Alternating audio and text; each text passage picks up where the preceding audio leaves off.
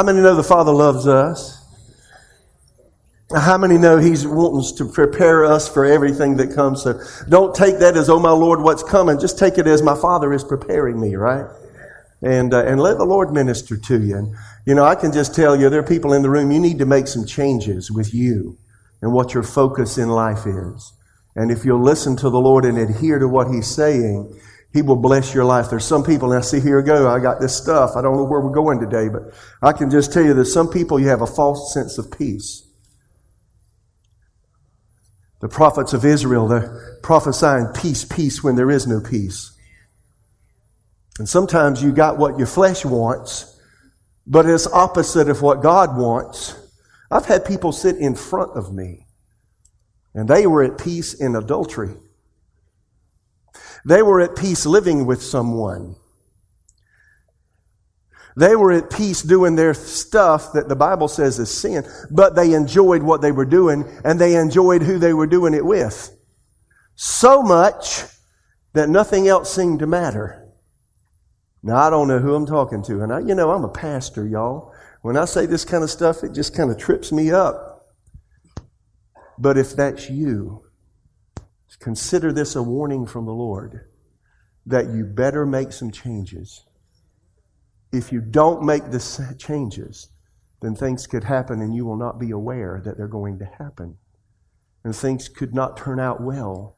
Because how many know you can open a door? Ezekiel, I just read through the book of Ezekiel. Ezekiel was concerned for Judah because there was a breach in the wall around the city. And he prayed, and God decreed that there was no man that would stand in the gap and make up the hedge. And in life, you can live in such a way that, God answers mama's prayers, daddy's prayers, ancestors' prayers, but you can reach a point that you breach the purposes of God so much that the walls of protection are no longer there. And God has no other choice than to let what will come. So I don't know who I'm talking to someone, and I don't want to know who it is because I'm a pastor and I love people. How many hear me? Y'all, we're at ease. God doesn't want us to be at ease. Lord, I've got all this prepared, and here we are. I wandered into something. I'm trying to get to my notes. I've got this thing on the love of God. But if I follow my heart, I got to go this other. Can I go this other way? Turn over to Hosea chapter 4. Lord Father, why do you do this to me? Everybody okay? My goodness.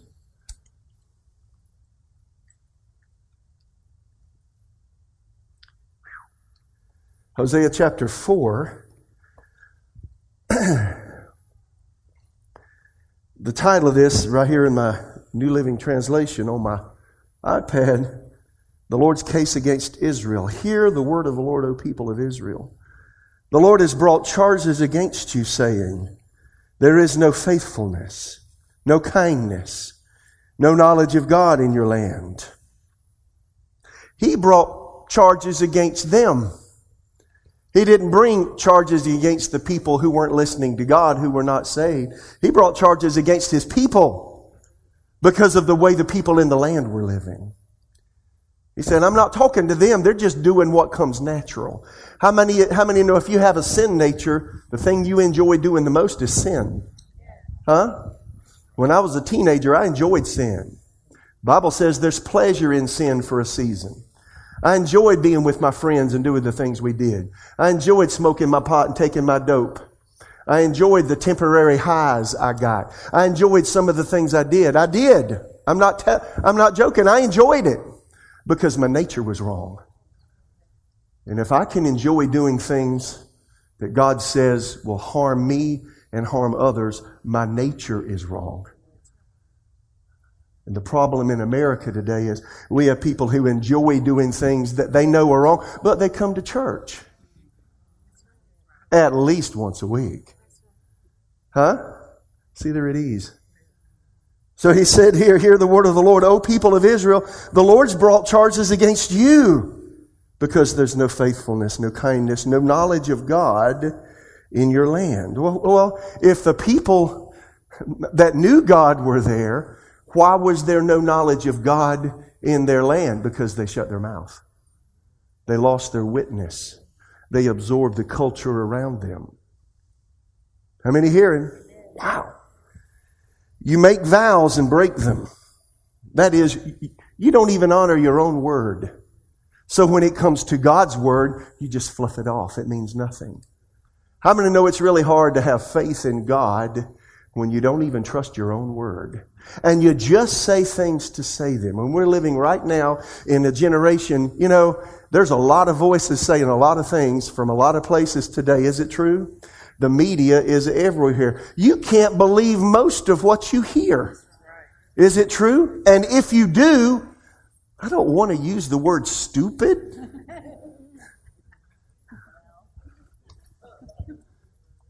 A stronger word would be idiot. God challenged me. I really shouldn't say that word. I looked that up in the dictionary. An idiot is a person who has an IQ below 60. So I wouldn't call anybody that, would you? Jesus said, be careful with that kind of stuff. But we're listening to all kinds of voices and words today. And you know what I found out? Even in modern culture, people will say what you want to hear because they refuse to confront the truth in a relationship. Yes or no? That's right. Have you had that happen to you? How about last week? How about yesterday, right? How about this morning? Even husbands and wives, they won't be honest with each other. People won't be truthful in their relationships. Why? They're void of truth. They're afraid of truth. They're afraid of what truth reveals.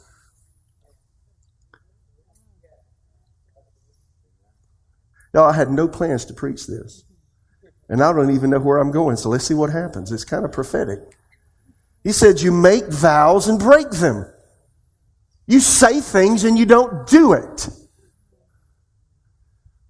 One of the signs of a spiritual pilgrim, I think it's Psalm 15, he that swears to his own hurt and doesn't change. Do you honor your own word? Do you do what you say? I have people say things to me a lot and they don't do them. Then I have to ask myself, when I make a commitment, do I follow through? If I say I'm going to XYZ, do I do it? Here's the issue. If I can't do that, that means I don't believe what I say, and I don't believe what others say. Guess what happens by default? If you live that way, when you get to the Bible means nothing. It's just so many words. Lots of words. 66 books of words. How many hear me? That's where we're living in America today. He says you make vows and break them. You kill and steal and commit adultery. I've never seen such in a culture. And he didn't blame the people that were killing and stealing and committing adultery. He was pointing his finger at God's people. So that challenges me. We live now in an unsafe nation. I go biking on the trail. I have to be careful. I had some people not long ago stood me up on the trail, surrounded me. Let me just say, I'm a big guy. I'm not stupid. But I had some things take care of me there too. And I told them, it's to your good to back up and just leave me alone. And I walked on through. You kill, steal, commit adultery. There's violence everywhere. Question, does that sound like America? I was biking yesterday and going down the trail. I listened to teachings. And then I got to thinking what it's like today, because you always got to watch everywhere all the time. And what it was like when I was a child. My mother would let me go out on Saturdays or Sundays or during the summer, during the days I was off from school. I would get on my bike and tool around our neighborhood. I would go for miles sometimes, And she was never concerned that I would get abducted or harmed in some way, or somebody would rob and rape me and hurt me. Huh? Now, if your kids say they're going outside, where are you going? Who you going with? Who's protecting you? Where you at? You ain't going there. No. If you're a smart parent. Is it true? Because there is no knowledge of God in our land. That's the reason, y'all. You make vows, break them, you kill, steal, commit adultery. There's violence everywhere. One murder after another. That is why your land is in mourning. And everyone is wasting away. Now, you know what he was saying? Because of the actions of the whole, and because of the responsibilities that my people haven't taken, the land is changing. And what was fun and great and blessed and opulent and excessive and wonderful everywhere, now your land is mourning. Mourning. Mourning perhaps because there's not enough. Mourning because the things we had taken for granted are no longer here. How many hear me? And everyone is wasting away. It's affecting not just the people that are involved in these things, but it's infecting the people that would never even think of doing those things. You know, some years ago, it was back in 1990, 91, I was studying the book of Daniel. And you know, the book of Daniel, just about all of Daniel's life, Judah went into Babylonian captivity. Jeremiah the prophet said they were going to have to leave their land for 70 years because they violated God's purposes and plans. And I was reading about all that, about the Babylonian captivity in Daniel's day, and reading all through the book of Daniel. And I got a sudden stark revelation. Daniel walked with God. And then Shadrach, Meshach, and Abednego. You remember those guys that got put in the fiery furnace? And then the fourth man named Jesus appeared. That's pretty cool, right?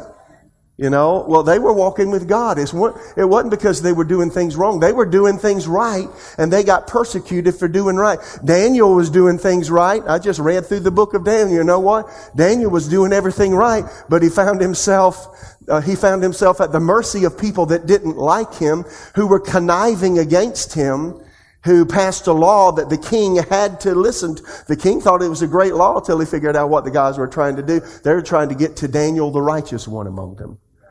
Daniel got thrown to the lions. The king was so upset he didn't eat a parcel of food. The next morning, "Oh, Daniel, has your God delivered you the way he delivered Shadrach, Meshach, Abednego?" And Daniel said, "O king, all is well." But I was reading that and I was thinking, and it bothered me. And I was 30, when I read this, I was 32 years old, and I was reading through the book of Daniel. And I got a realization. If we don't do it right in America and things go south in America, then even though there are a segment like us, I imagine most of us here are wanting God's work purpose and God's plan. I would assume that as a pastor. But you see, what you don't realize is when hardship comes, it doesn't just come on those that aren't living right. It comes on those that are. You get it? Now, the first time I thought about that in seriousness, I was 32 years old. And it bothered me then, and my mind keeps going back to that. Even though we're righteous, even though we're doing right, even though we're wanting to seek first the kingdom, if we don't open our mouths and talk to the people around them, then you know what? We will absorb and inherit the negatives that come because of the wrong living. Now the caveat to that is, while that may be true, don't forget about the land of Goshen in Egypt. Famine came to Egypt because of their worshiping all of these gods. And, Moses gave those 10 plagues. Those 10 plagues were against the Egyptian gods that they worshiped. But when those 10 plagues came and the Israelites were living in Egypt, God told them, go down to the land of Goshen, that little south section over there. Just go over there. And when the plagues came and the darkness came, when the flies came, when the frogs came, when the gnats came, when all the plagues were enacted, it affected Egypt, but not Goshen. Having said that, it will affect our lifestyle. How many hear me? Even though God will take care of us, how many can believe that God will take care of you regardless of what happens in our culture? Is that true? I've got a sermon I preach, the land of Goshen. We live spiritually in the land of Goshen. That means God takes care of us regardless of what happens. But we still have to deal with the negatives that come because of a generation of people that choose not to honor God and to live a self-absorbed life. Yes or no?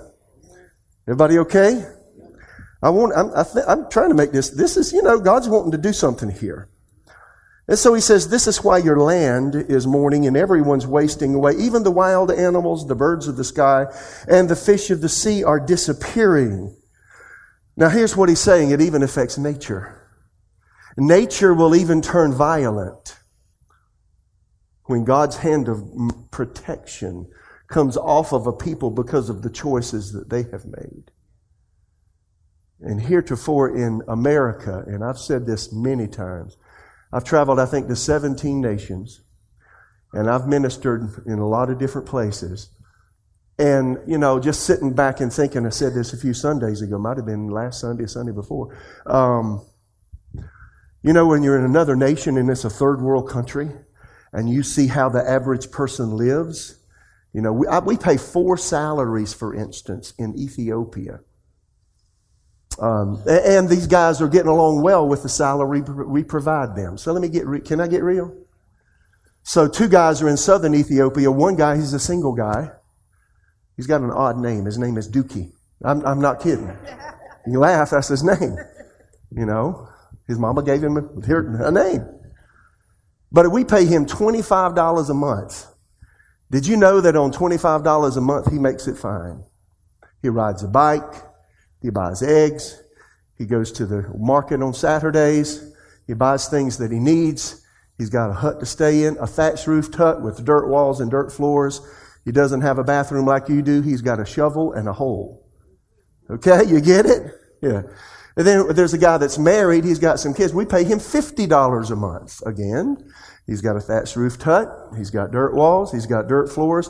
He's got a few goats in the back. He's got a cow for milk. He's got some goats for milk. He's got some chickens running around. He's really blessed. He's got a bicycle. He goes from village to village. And we have 6 churches there. He's doing fine. We've got another section of Ethiopia. We pay the guy, I think, $300 a month. Different clientele, different person, different whole. The atmosphere is different, is what I'm trying to say. And it's in the coffee district. Have you ever heard of Yurgachefi coffee? I've been there. We have churches there. And we pay him $300 a month. We got another one we pay about the same. But see, they live in a different culture. They don't live in a thatched roofed hut. They live in a tin roofed house that has doors and windows and a floor, a cement floor. It's archaic in our standards, but for them it's good, right? So I'm just saying, I've been around the world and, here's my mind. I'm thinking, now here's them, and I'm in India, and I've been all over India, and I will look at how the people in India live. Then I've been to Europe, and most of the people in Europe live in a flat, right? High rise. And I've been to Russia, Siberia. Most of these people, they don't live in a big house like you, 2,000 square feet, 3,000 square feet. They live in a small place, right? And I've been to places the animals come in at night because they don't want them to get harmed by the marauding animals outside. They bring them in the house. I've been into some of the people's houses at night. And I'm talking now about Africa, and they have cows in the house, goats in the house, because they don't want them to die at night. Right? Predatory animal, right? Do you live that way? Why don't you live that way? Why do we have so much money? And see, that's the question. I started going to other nations in the 90s, and I looked at the disparity between us and others. Us and others. And every time I went, I got to tell you, it bothered me. One of the first trips I went on, I was building a new house when we first moved here, mid-90s, and we were picking out carpet and, what we're going to do with the house and what's it going to look like and, appliances and this and that, and that's all fun. And I get there, and just to have drinking water out of the river was a big deal to these people. So see, again, the disparity. Why is there such disparity? There is because we have had the blessing of God.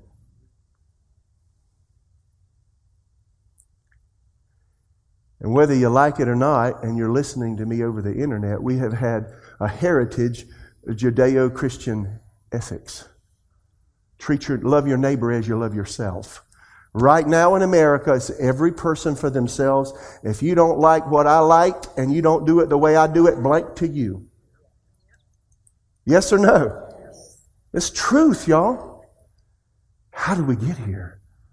Why are we're so blessed because enough of Americans obeyed God and believed in the ethics that made us treat one another with respect, with kindness, treat our bodies properly, not get involved in immorality to the point that anything is okay and that it breaks apart the family. Right now, the biggest problem we're having in America is there is nobody to teach the young anything because everybody's got problems because the family is fractured. Is it true? If you're a school teacher, I don't even have to say another word. You get it, right? It's just terrible. Why did this happen? We left our moorings. We left the Word. Why are we so blessed? Because enough of us honored God for the first portion of the history of our nation that we just did the things that created opulent prosperity. And now we're living in that. We're enjoying that. We do have a season of that. Stock market's at an all-time high. Jobs are being created. Gross domestic product is up. Everything's wonderful, and we are at ease. And what I hear God saying, it's time to prepare. Because you don't have the character to keep what you have. I have to tell you, this is not fun to say on Sunday morning, but if I don't say this, I'm going to stand before Jesus one day. And then you may come up to me in heaven and say, why didn't you say anything? Or when something happens, you're going to say, why ain't you been talking, Pastor? And the honest truth, I don't care if you like me or not. I love you, but if you decided to not like me and diss me, I'm okay. Because my Father loves me. And I want His voice. And I want His smile. I want His voice of approval in my life. I want that well done, don't you? So I've said a lot, just a little bit of time, right? So He said here, even the wild animals, the birds of the sky, the fish of the sea are disappearing. He said nature eventually becomes affected. Now here's what you're going to see. I do believe it. We've already seen some real... In fact, let me just tell you, I read an article 2 weeks ago. I was in my office and came across this article. And this guy had pictures in the article. And this is... How many know that the midsection of America is the breadbasket for the world? Did you know that? I mean, there are tens of millions and millions and millions of acres of farmland. And we export so much because we can't use it all. Right? Well, this thing, I'm going to tell you, it took my feet out from under me when I read the article, because in the article he had pictures to show what he was saying. And here's the guy in the picture, and the guy that wrote the article said he's 6'5". Now I'm 6'3", so he's 2 inches taller than me. He had the hands up like this. And in the picture, his hands, he was in a cornfield, and the corn came up to the first joint in his fingers. So he said just a few fingers sticking up above the corn, so that tells me the corn was probably 7 feet tall, right? And that was June 2018. Well, guess what? Right beside that picture is the same guy, and it's June the same day, 2019. Now, what's been happening in 2019? A lot of rain. Susan and I lived in Oklahoma 8 years. And there's the Arkansas River. It's flooded in places it hasn't flooded in a long, long time. I want to say probably hundreds of years. I've talked to some of my friends there. It's just crazy what's happened. And then all the neighboring states, particularly the ones that do the food. And so this guy was in this cornfield, the picture right beside him. Y'all, the corn wasn't even hardly past his ankles. And it's the same day it was 7 feet tall. And here's what the guy in the article said. Nobody's talking about it, but there are going to be problems. Food prices are going to escalate. What do cows eat? What do chickens eat? Correct answer. I'm going to ask what pigs eat. Don't eat that stuff. Everything, the prices of everything going to escalate. Why? Because problems are here. The weather patterns have changed. And there's reasons for all this. So he says here, even the wild animals, the birds of the sky, the fish of the sea are disappearing. And that's climactic issues with the weather. And so he says, don't point your finger at someone else and try to pass the blame. My complaint, you priests, is with you. So you will stumble in broad daylight. So he didn't blame it on the people who were wrong. He blamed it on the priests who weren't ministering the word. They were ministering things that the people wanted to hear. Like Paul said, itching ear syndrome had set in. You get it? So you'll stumble in broad daylight. You will stumble in broad daylight. Usually you stumble. Have you ever hit your little toe at night going to the bathroom? That hurts because you couldn't see. But here he says, in broad daylight, you don't know where you're going and you're having a hard time in life. You'll stumble in broad daylight. Your false prophets will fall with you in the night, and I will destroy Israel, your mother. My people are destroyed because they don't know me. Since your priests refuse to know me, I refuse to recognize you as my priest. Since you've forgotten the laws of your God, I will forget to bless your children. And Susan and I have our 5th grandchild born this month, hopefully in a couple of weeks. Braxton Hicks have started a little bit, you told me, right? A little bit. Yay. Sasha's coming. But I think about my grandchildren. I don't think they're going to understand or know the kind of life I had when I was their age because of what we're dealing with. And how many hear what I'm saying? So while we're enjoying our 4th of July hot dogs and hamburgers and fireworks and fun and ice cream and stuff, don't forget that the world around us is changing rapidly. And that this is like Joseph's day. This is a time of preparation. That is, get your house in order. Well, Pastor, what I need to do for the future? Get your heart straight. And if you need to do something, the Lord will speak. How many hear me? Well, are you a prepper, Pastor Mitch? Do you think it's going to get so bad you need to get a bunch of stuff and cram it in your closet? Let me say, if you do that, somebody's going to find out. And guess what they're going to do? They're going to come and try to take your stuff. And then if they try to take it and you don't let them have it, Jesus said, if somebody wants your coat, give them your cloak too. They want your t-shirt, give them your shirt. Just give it away. How can you not help others if you have? If you have it and don't give it away, you're self-centered. And then if you give it away, you're back to square one. Right? So I have a problem with the prepper mentality. So if you have a prepper mentality, be careful of self-centeredness. How many hear me? Wow. So anyway, that was all free. I didn't have any plans this morning on my agenda. And I noticed the Lord was quite silent to me as I was praying this morning in my room upstairs. My upper room. Yeah. It was interesting. Turn over to Matthew 24. I think, y'all getting anything out of this?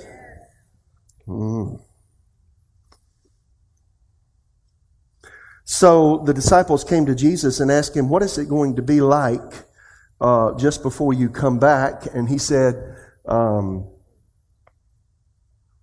they were looking at the temple buildings and all that, and he said all those are going to be destroyed. And that happened in 70 A.D. when General Titus, Roman officer, invaded Jerusalem and just ripped the temple to shreds. Every stone, like Jesus said, was knocked down. They had gold-plated stones, and they knocked the stones down, burnt the temple so the fires would melt the gold on the stones, and they tore them all down. Some of them weighed, scholars say, 400 tons. That's ridiculous. I don't know how they moved them, but somehow they did. And then his disciples asked Jesus, what's it going to be like just before you come back? Jesus told them, don't let anyone mislead you. Why did he say that? Well, actually, King James says, be not deceived. And we live in a time of great deception, don't we? So I've already talked about that. For many will come in my name claiming I am the Messiah. They'll deceive many. There'll be a lot of different avenues to solve your problems. Now there's a path, there's a way out of this problem, that problem, every problem. Just search the internet and here's an elixir for this, here's a program for this. There's all kind of solutions to human problems except Jesus. And if you say anything about Jesus, people give you the cold shoulder. Yes or no? And you'll hear of wars, threats of wars. Don't panic. Yet these things must take place, but the end won't follow immediately. Nation will go to war against nation, kingdom against kingdom. There will be famines, earthquakes in many parts of the world. The earthquakes that you see in California, y'all, that's really honestly just the beginning of that. Just watch. And so he goes on to say, you'll be arrested, persecuted, killed. You'll be hated all over the world because you're my followers. And many, I need to spend more time on this, but I'm watching that clock back there. Many will turn away from me. In fact, go back up to verse 9. You'll be arrested, persecuted, and killed. Now, we haven't had much persecution in America, but there is a lawlessness that has crept in now. And now PC is the order of the day, political correctness. If you're not politically correct on the job, you could lose your job. So if you're making $150,000 a year, is what you believe worth giving up $150,000? Huh? Most people would say, I keep my mouth shut. And if they want me to toe the line with a certain ideology, I toe the line because I got to feed my family, so we justify. And because we justify, because the people who know right won't speak up because they'll be vilified, the people who know right won't say it. So how long are we going to be that way? Is that a challenge?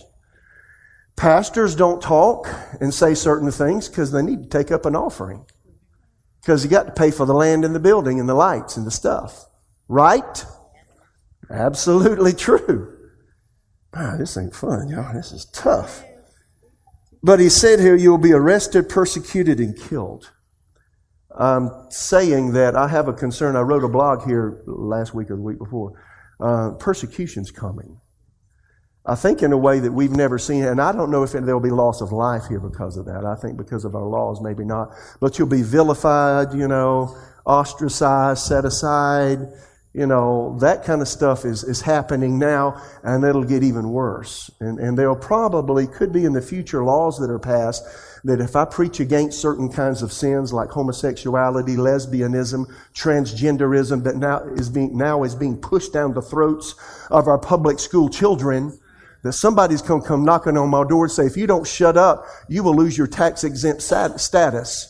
I've had people leave our church because we're a 501c3 organization and we readily accept public monies to fund what we do because the government allows that. But let me put you on notice. If it ever comes to the point that I have to shut my mouth or pay taxes on our income, I'll throw the 501c3 in the trash can, and whoever wants to give to this ministry can, and we'll pay taxes on it and obey God. But I'll never shut my mouth, and I've already made my mind up. If it means that, I'm convicted for hate speech crimes, I'm willingly go to jail. Would you come and visit me? Many false prophets will appear. Many will turn. Where am I? You'll be hated all over the world because you're my followers. Y'all, that's coming. Many will turn away from me, betray and hate each other. Many false prophets will appear, will deceive many. Sin will be rampant everywhere, and the love of many will grow cold. That's happening right now under our nose. But the one who endures to the end will be saved. Good news about the kingdom will be preached throughout the whole world, so all nations will hear. Then the end will come. The day is coming when you'll see what Daniel the prophet spoke about, the sacrilegious object that causes desecration standing in the holy place. Antiochus Epiphanes in 168 BC entered the Jewish temple at the time in Jerusalem and slaughtered a pig and put a statue of Zeus in the Jewish temple, cut the pig's head off, stuck the pig's head on top, or others say he stuck his own a bust of his own person on top of an idol. Huh?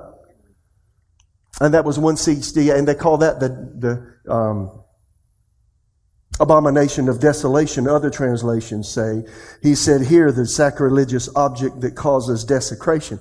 So it looks like the rebuilt Jewish temple. How many know now Jerusalem is where we have our embassy? We're recognizing Jerusalem as the capital of Israel. It's really unusual. The next phase is a peace plan comes, and Israel can rebuild their temple, not a gaudy temple, a real simple, archaic temple probably, and they'll start offering sacrifices. And then this man comes called Antichrist, and he does what Antiochus Epiphanes did. He desecrates the rebuilt temple. And Jesus said this, you'll see this, and he says to the people living in that region of the world, when you see that, those in Judea must flee to the hills. A person on the deck or roof must not go down into the house to pack. A person out in the field must not return even to get a coat. How terrible it will be for pregnant women, nursing mothers in those days, and pray that your flight not be in winter or Sabbath, for there will be greater anguish than at any time since the world began. Other translations bear, then will be great tribulation. And it will never be so great again. In fact, unless the time of calamity shorten, not a single person will survive, but it will be shortened for the sake of God's chosen. But if anyone tells you, look, here's the Messiah, there he is, don't believe it. False messiahs, false prophets rise up, perform great signs and wonders so as to deceive, if possible, even God's chosen. I've warned you about this. If someone tells you, look, the Messiah's out in the desert, don't bother to go look. He's talking to the people in the Middle East here.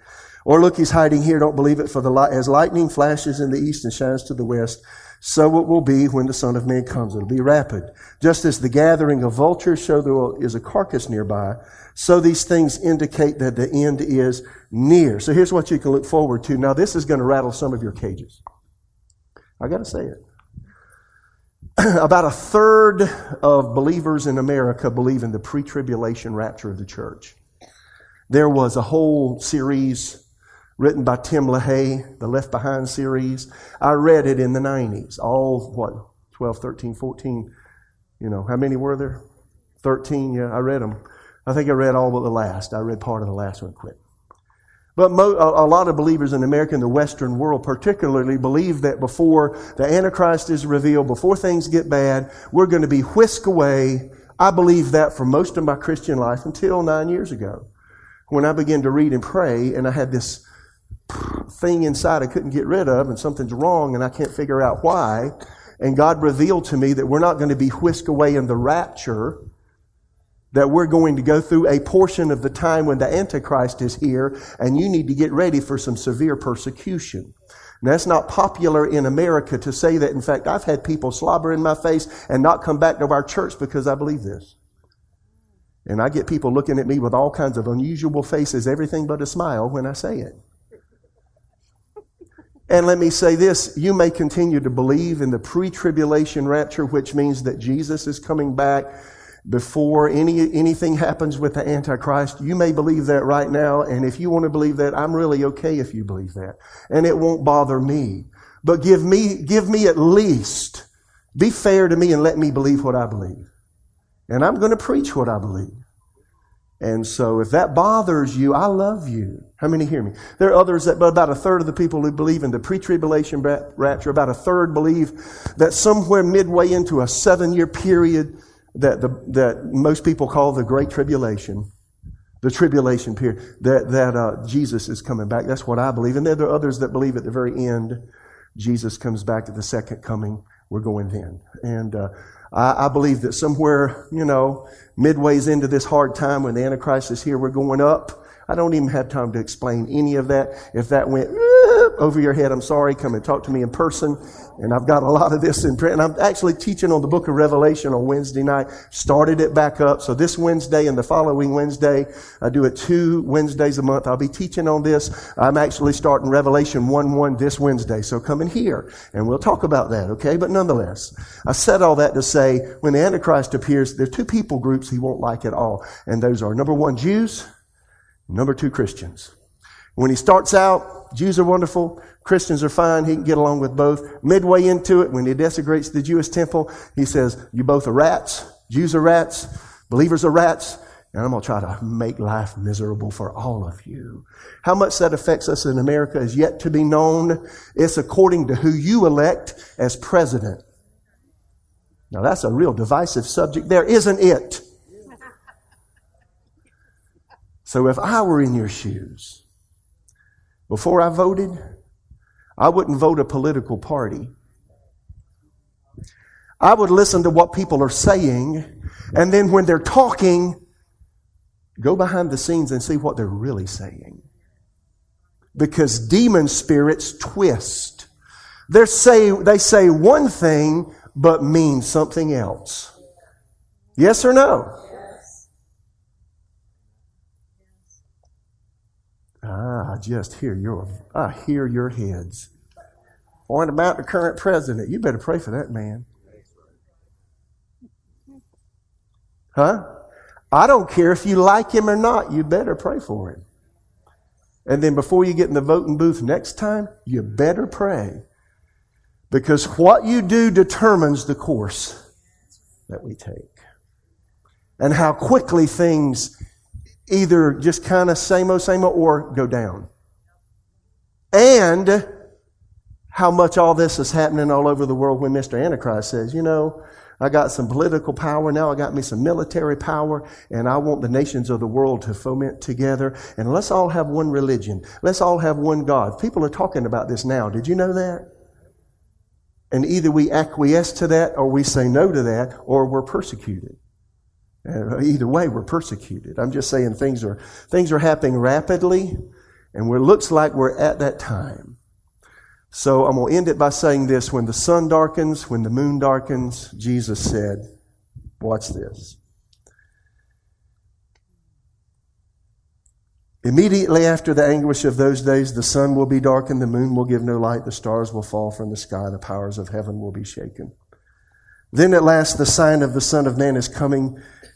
His coming will appear in the heavens. There will be deep mourning among the peoples of the earth, and they will see the Son of Man coming on the clouds of heaven with power and great glory, and he will send out his angels with a mighty blast of a trumpet, and they will gather his chosen ones from all over the world, from the farthest ends of the earth and heaven. That is, my friends, I believe, the rapture of the church. So when cosmic disturbances happen, the sun's not as bright as it was. It's like you can't see the moon at night. Stars. Where's the stars? Jesus is about to come back. That's somewhere in our future. I know when I preach about this, some people say, Pastor, that just scares the bejeebies out of me. I just have a few questions. Are you in the hollow of God's hand? Are you in the shadow of the Most High? Has God promised to provide for you regardless of what happens on earth? Having said that, should we be as smart as the people in Joseph's day and prepare? Should we be as smart as Noah and his family when God said to Noah, judgment is coming on this generation, prepare, and people scoffed and laughed, and they prepared, the ark was built, and they were saved, and the human race continued? Should we be as smart as Noah and his family? Yes or no? So should we be smart today, and even though things seem to be going well, should we prepare ourselves mentally, emotionally, relationally, spiritually, and make sure our personal ducks are in a row? So my question for me and my question for you, are you living and according to the culture and absorbing its standards? Or are you seeking first the kingdom of God and His right living? And when God gives you opportunity, regardless of what it costs you, you're sharing what Jesus says to you. Not in a way that you're pushing people over, not in a way that you're so demonstrative that nobody else can have an opinion, but you're lovingly confronting sin. You're lovingly confronting a person's need for a Savior. And if political correctness is keeping us from doing that, then one day that same political correctness may keep us from the blessing of God.